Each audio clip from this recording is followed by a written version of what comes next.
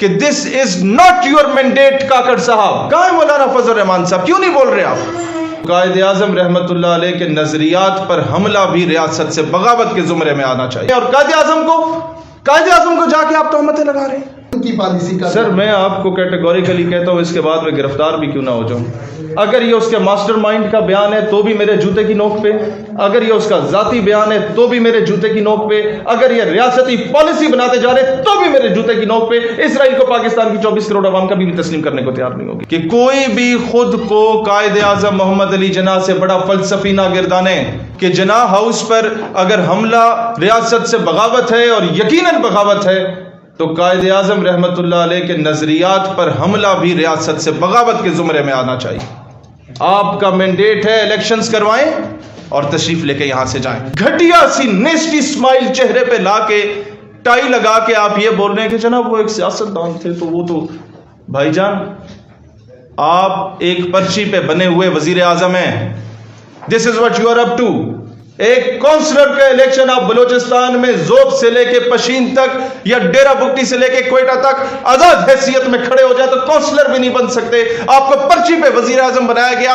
5 star hotels میں آپ بڑے بڑے صاحبان کو ٹائیاں لگا کے وہ جو پریزنٹیشنیں منہ ڈنگا کر کے انگریزی میں دیا کرتے تھے اس بیس پہ آپ وزیر اعظم بنے اور قائد اعظم کو جا کے آپ تہمتیں لگا رہے ہیں.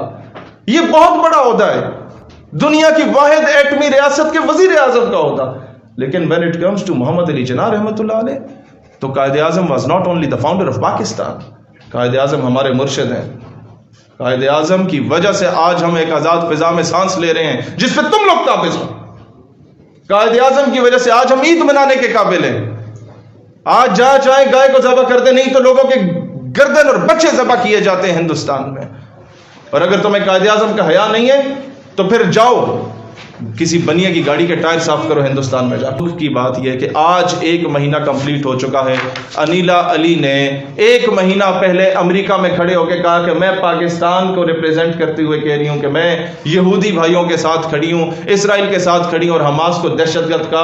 اس جلسے میں یہ اعلان کیے جا رہے تھے کہ آخری فلسطینی بچے کے قتل عام تک جنگ جاری رہے گی. اس جلسے میں انیلا علی نے یہ بات کی. ابھی تک اس کا پاسپورٹ سیز نہیں ہوا، ابھی تک اس کی نیشنلٹی کو کینسل نہیں کیا گیا. یہ کس بات کا پیش خیمہ ثابت ہو رہی ہے؟ جان اچکزئی نے جو بیان دیا کہ پاکستان امریکہ کو دوبارہ فضائی اڈے دے.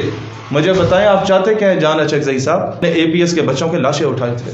اے پی ایس کی پرنسپل جسے زندہ جلایا گیا تھا اس کے بیٹے نے ہمارے ساتھ یونیورسٹی میں پڑھا تھا. میں اسے آنکھیں نہیں ملا سکتا تھا، اسے دور سے دیکھتا تھا تو میری آنکھوں میں نمی آ جاتی تھی.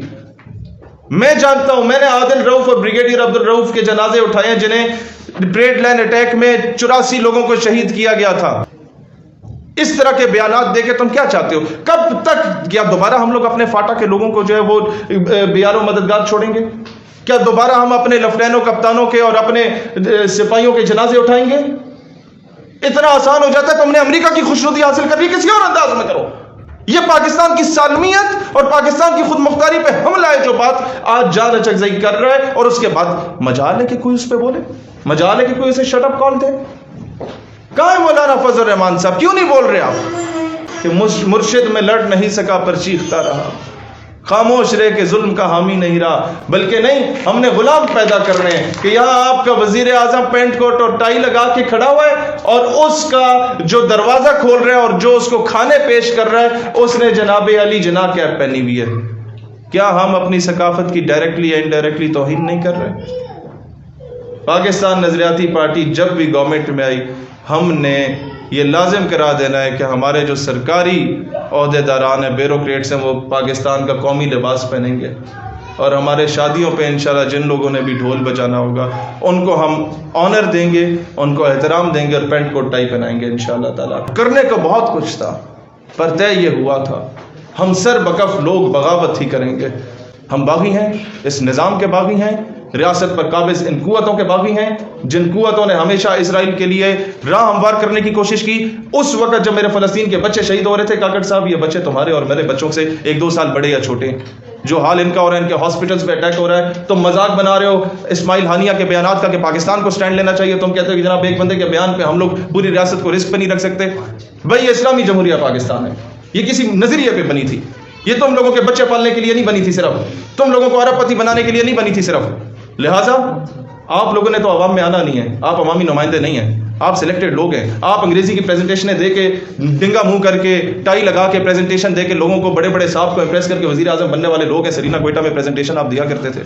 اب عوام کے حقیقی نمائندے عوام میں آنے چاہیے جو بعد میں عوام کو فیس بھی کر سکے. آپ جناب Ali, there is no two state solution, there is only state that is Palestine, اور اس پر کوئی کمپرومائز نہیں ہوگا.